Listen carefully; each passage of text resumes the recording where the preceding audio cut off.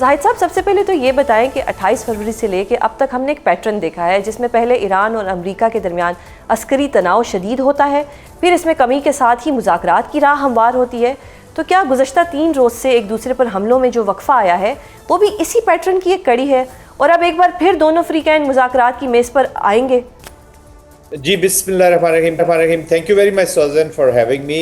देखिए, बहुत सारी चीज़ें चल रही हैं। एक तो बहुत से लोग इसको लिंक करते हैं मार्केट स्टेबलाइजेशन के साथ कि प्रेसिडेंट ट्रंप जो हैं वो मार्केट स्टेबलाइजेशन को सामने रखते हैं और फिर उसके बाद एप्लीकेशन करते हैं। But this is a unilateral power की एक एप्लीकेशन है जिसके ये कॉन्सिक्वेंसेस होते हैं उसके एप्लीकेशन के डिज़ायर्ड रिजल्ट ना आने के। पहली चीज़ तो ये है कि जी अमेरिका की ये जो पॉलिसी है Suzanne, we need to understand कि ये पॉलिटिकल ऑब्जेक्टिव्स ऑफ यूएस के लिए तो है नहीं।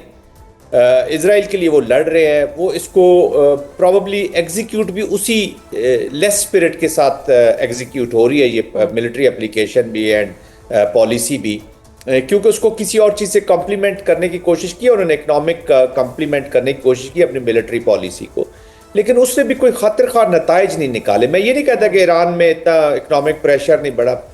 ईरान की आवाम ने सुजैन ये फैसला कर लिया है और उन्होंने जहन बदल गया उनका इस वार के दौरान। वो उन लोगों का भी जो ये समझते थे कि हमारी प्रेजेंट रजीम इज अ ओप्रेसिव रजीम कह लें या रजीम से खुश नहीं थे, जो लोग सड़कों पे थे, we all know that's a history now. वो लोगों का ज़हन भी बदल गया कि हमारी जो प्रेजेंट प्लाइट है या जो प्रॉब्लम है या जो पेन है, this is because of United states and Israel. और वो खड़े हो गए, वो पेन लेने के लिए तैयार है वंस फॉर ऑल। वो पूरी नेशन उधर चली गई। ये मिसकैलकुलेशन अमेरिका कर बैठा है कि शायद मैं इकोनॉमिक कास्ट क्रिएट करूंगा तो सड़कें जो है वो लोगों से भर जाएंगी और फिर मैं उसी तरह जिस तरह मैंने इराक में मुजस्मे गिराए या लीबिया में मुजस्मे गिराए तो यहाँ पे ईरान में मुजस्मे गिरने शुरू हो जाएंगे। ऐसा हुआ नहीं है, नहीं हुआ। और सख्ती आई है, अवाम भी उधर खड़ी हो गई, वो उल्टा हो गया है। तो आप जब उल्टी एक चीज हो जाती है, इकोनॉमिक प्रेशर को आपने साइड पे कर दिया, वाइस वर्सा अमेरिका के अंदर इकोनॉमिक प्रेशर बिल्ट हो गया।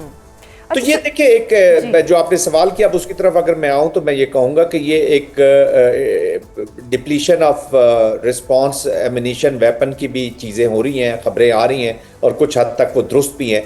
देखें ना, अमेरिकन टैक्स पेयर फिर आपसे सवाल करेंगे कि ये वॉर जब मेरी नहीं थी, 65% 70% American are not for this war. आपने कांग्रेस सेनेट के अंदर वोटिंग पैटर्न भी देख लिया, ठीक है 2 वोट कम हुए हैं, जो वॉर की रेजोल्यूशन है उसके सिस्टम में से निकले हैं, लेकिन फिर भी ऑलमोस्ट वहीं पे खड़े हैं, मिड टर्म बिल्कुल नज़दीक है। तो डिजायर्ड रिजल्ट ही अचीव कर ले वो प्रॉब्ली। अभी मेरी नज़र में अमेरिका एक दफ़ा फिर is very keen to go back to the table because of the political economic situation back home, और ऑफ कोर्स उसको नॉड नहीं मिल रही थी। सर, ये जो आपने अभी मिसकैलकुलेशन की बात की, ओवरऑल जो आपकी बात से मैं मतलब समझ रही हूँ, इसमें अगर मैं ओवरऑल बात करूँ तो इन दोनों फ्रीकैन में से आपको सबसे ज़्यादा थका हुआ कौन नज़र आ रहा है? अमरीकी अफवाज के सरबराह के हवाले से ये दावा किया जा रहा है कि उन्होंने ईरान पर मुसलसल हमलों की जो वजह से अमरीकी असला है उसके ख़त्म होने के खदशे का इजहार भी किया है।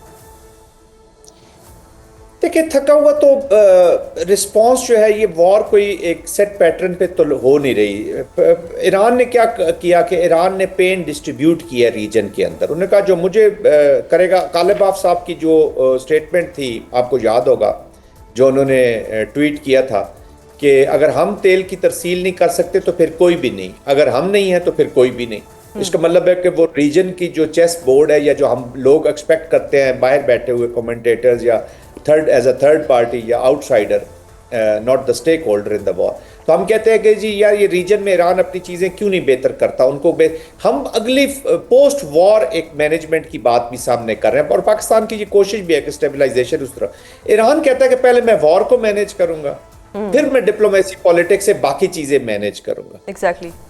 रीजन में डर ये है कि जब ये हुर्मस या इस तरह के कंट्रोल इसके हाथ में होगा तो ईरान और मिसट्रस्ट तो इंट्रा अरब और इस रीजनल मिसट्रस्ट भी तो प्रिवेल कर रहा है ना। अमेरिका और ईरान का तो मिसट्रस्ट है ही है, लेकिन रीजन के अंदर भी बहुत बड़ा मिसट्रस्ट है, दोनों एक दूसरे को एतबार नहीं करते, तो उससे भी बहाल होना है। लेकिन ईरान ने उसको पेंड कर दिया है पोस्ट वॉर मैनेजमेंट। वो कहते हैं इस वक्त तो मैं पहले वॉर जीतूं, हुर्मस का जो स्टिकिंग पॉइंट है उसको मैं क्लियर करूं, इसका मैं कंट्रोल अपने पास रखूं, चेस बोर्ड पे जब मैं जाऊंगा तो फिर हो सकता है वो वैसा ही करे जैसी हम सब की ख्वाहिश है कि कलेक्टिव आर्किटेक्चर की तरफ जाना शुरू हो, but that will take some time. तो उसके लिए उसकी टोटल एफर्ट इस वक्त जो लेवरेज है उसका मिलिट्री लेवरेज। लेकिन एक चीज़ सुजैन हमें याद रखनी चाहिए, ईरान को भी ये चीज़ याद रखनी चाहिए, ये जो लेवरेजेस होते हैं मिलिट्री लेवरेजेस, इनकी एक शेल्फ लाइफ होती है।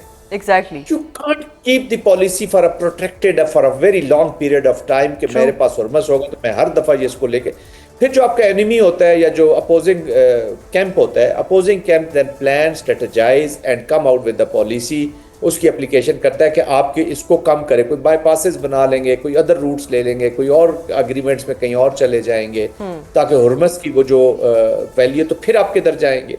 तो आपको ये एक लीवरेज को इस्तेमाल करने का एक परफेक्ट टाइम होता है, that timing has to be achieved.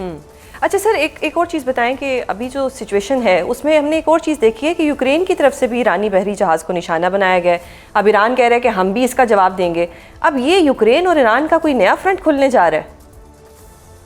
देखिए सुजैन, मैंने आज सुबह इसी पे आज एक ट्वीट किया था कि ये जो वाटरवेज है और डिफरेंट चोक पॉइंट्स हैं, they are becoming the centre of the war वापस पानियों की तरफ जा रही है। हमने ग्राउंड ऑपरेशंस बहुत देखे, डिफरेंट वॉर्स देखे, लेकिन फिर ही control the seas will control and rule the world वाली बात होती जा रही है कि ये वहाँ पे चले गए। कैस्पियन सी में जो इंसिडेंट हुआ, जो Russian Iranian bound commercial ship को टारगेट किया गया, ज़ेलेंस्की साहब ने वो एक हरकत की है और उन्होंने मैसेज कन्वे किया to the Iran.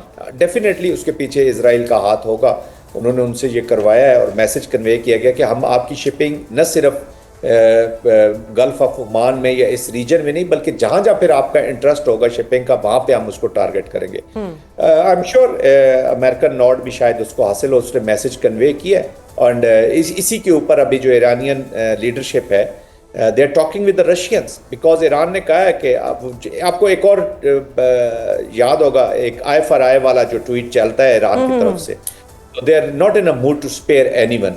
They are already negotiating, talking with the Russians for a joint response, क्योंकि रशियन इंटरेस्ट को भी उन्होंने टारगेट किया।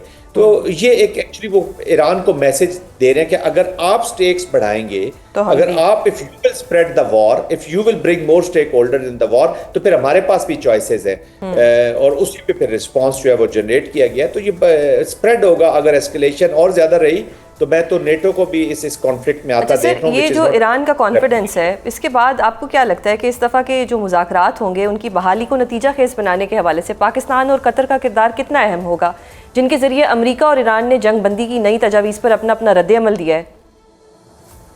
देखिए, कॉन्फिडेंस समथिंग एल्स। ये तो चिकन्स गेम हो रही है जी इस वक्त तो वो देखते हैं कि हु ब्लिंक्स फर्स्ट वाली कहानी हो रही है।